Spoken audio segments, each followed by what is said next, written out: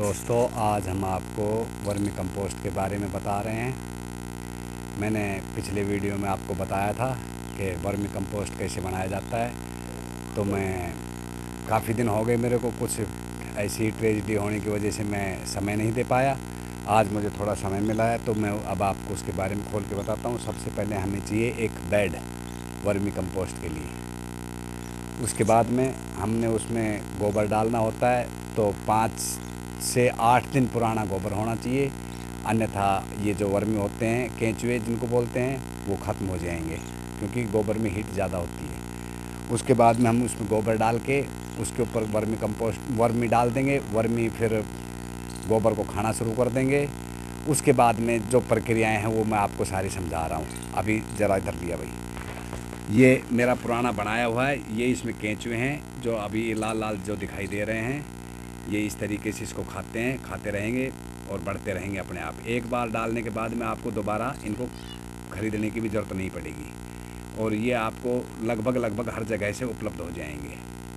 तो दोस्तों, ये जो खाद होता है ये सबसे ज़्यादा पौष्टिक होता है। थोड़ी सी इसकी मात्रा बढ़ानी पड़ती है।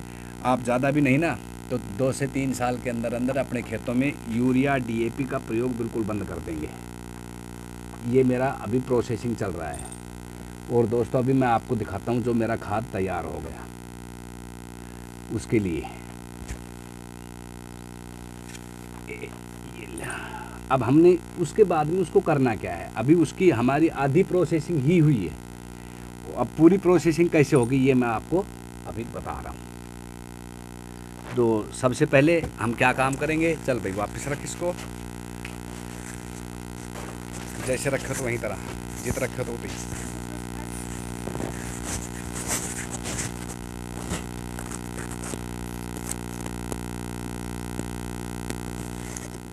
तो सबसे पहले ये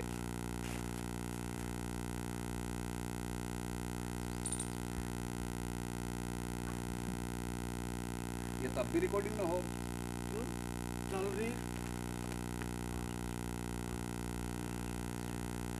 अब दिखाई दिया सही से। तो सबसे पहले हम क्या करेंगे, वो लेकर पराठी छोटी पराठी में ये हमारा छालना रखा हुआ है और ये हमारा तैयार खाद है जिसको कि हम छान रहे हैं।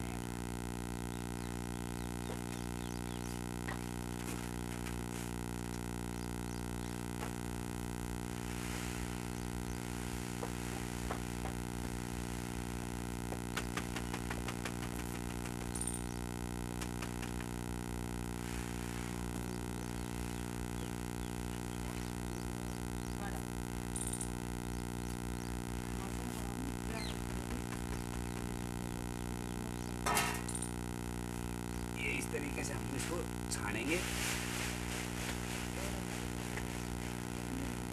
छानने के बाद में जो ये बचता है, ये इसमें सारे वर्मी हैं और इनके जो अंडे दिए हुए हैं वो अंडे हैं। इनको हम वापस से जो हमारे पास में ऑलरेडी बचा हुआ है उसके अंदर वापस डाल देंगे इस तरीके से।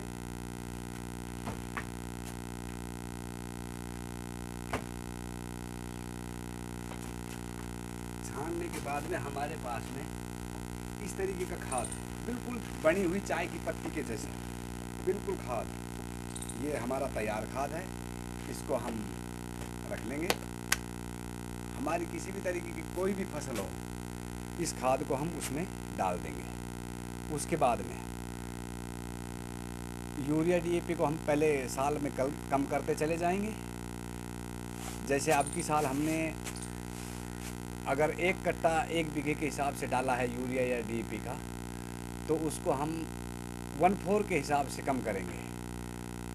यानी कि 1 कट्टे में मान लीजिए 50 किलो, तो 50 किलो के हम 4 भाग बनाएंगे। तकरीबन 12 साढ़े 12 किलो DAP हम कम डालेंगे और जो ये खाद है, इस खाद को हम 25 किलो के करीब उसमें मिला देंगे DAP में। तो ये उस प्रक्रिया को दोबारा से दोहराने लग जाएगा और उसके बाद में कोई दिक्कत नहीं आएगी। इसी तरीके से हम अगले साल करेंगे।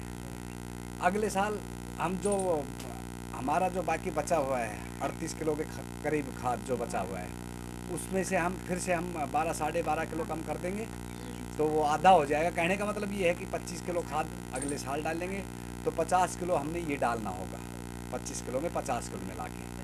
तीसरी साल हम उस 25 किलो को पूरा का पूरा हटा देंगे और 100 किलो खाद पर बीघे के हिसाब से ये डालेंगे।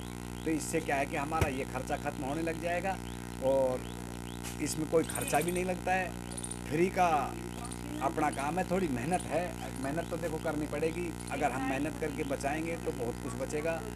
अगली वीडियो में मैं आपको जो मेरे इस बार के जो गेहूँ हैं बिल्कुल वर्मी कंपोस्ट खाद से बनाए हुए गेहूँ, उनको मैं आपको दिखाना भी चाहूँगा और उनके बारे में कुछ थोड़ा बहुत बताऊँगा भी। अच्छा, जय हिंद दोस्तों।